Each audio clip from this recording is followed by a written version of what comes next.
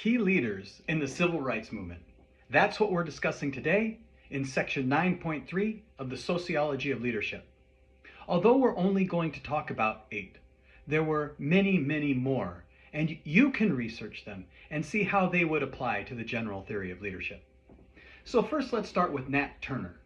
Nat Turner was an enslaved American who led a rebellion in 1823.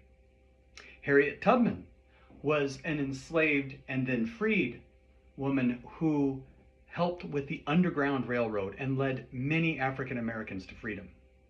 John Brown was a white abolitionist right before the Civil War who believed in the abolishment of slavery and helped with the Underground Railroad. Abraham Lincoln, as you probably know, signed the Emancipation Proclamation halfway through his presidency, ending slavery. Frederick Douglass was one of the first free African American men who were leaders of the civil rights movement in the mid-1800s. Rosa Parks, who refused to give up her seat in the Montgomery, Alabama bus in the mid-1950s, which led to the active civil rights movement. Martin Luther King Jr., who was president of the Southern Christian Leadership Conference and is probably the most recognizable name in the civil rights movement.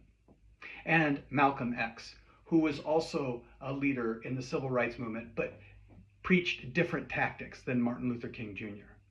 These are just 8 of prominent civil rights activists and leaders between the 1820s and the 1960s. There are many more, but you can see through a lens of the sociology of leadership how these great individuals became leaders and successful in their trade.